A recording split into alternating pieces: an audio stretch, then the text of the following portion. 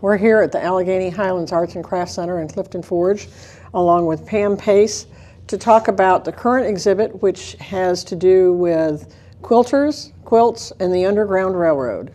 Pam, tell me how all this started. Well, it seems that at one time, Eleanor Burns did some research on Underground Railroad, and after all of her research, she wrote this book, and so our local quilt person said, we need to have a class. So in, I think about 2017, a group of us made these quilts. So these are locally made quilts, and they exhibit the blocks that the Underground Railroad has to do with. One of the interesting things I think is it's done in the form of a code. And if you think about, here's an innocent quilt hanging on the line, however, it has all kinds of meaning to those people, the runaway slaves who were trying to make it to the north. And in this instance, there are a lot of references made to railway things. For instance, safe homes where they could go and not be afraid to be there were called stations. The people who were the runners, the ones trying to reach the north, they were called the passengers. And then the conductors were also the people who would guide them along. So with all the railroad inference, I think it's an appropriate name for each of these. Some of the blocks have very special meaning, and this is exhibited on several of the quilts. For example, the monkey wrench, and this is the block in the upper part of the quilt on the left-hand side, this one up there, and that reminded you were going to be on a journey and you might need specific tools just for this trip. Another is the wagon wheel, which is right next to it, and that said, if you follow that wagon wheel towards Canada, you can find safety when you get there.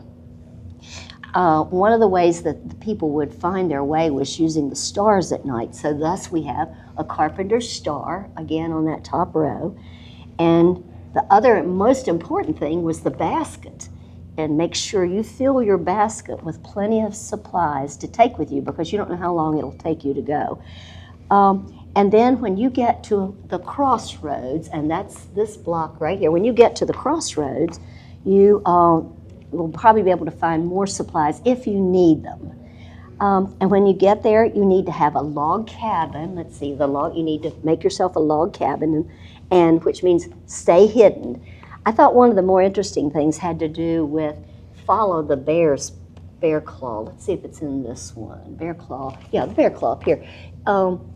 Don't stay in the open, but stay hidden, just like the bears did. So they had a lot of good ideas for those people that were making this journey, and I have to admire all the people that made this trip. And ultimately, now we have this exhibit to share with you. Another block has to do with the sailboat. And when you got to the Great Lakes, then you would be able to get aboard one of these boats and then travel right into Canada. So again, this helped them after being out in the woods, being away, being lost maybe at times. This was like, we've made it, the aha moment. And so that was also a way to help those people make it to safety. This year, the U.S. Postal Service has introduced a stamp that has to do with the Underground Railroad, and the stamp images are pictures of the operatives or the helpers who helped move runaways from the south to the north. But on the back, they had this really great little map of where all the patterns and all the pathways were for the Underground Railroad. And I thought that was just really fascinating. In all my years knowing about the Underground Railroad, I'd never really seen a good map of all the pathways that were used. So I've included that in the exhibit.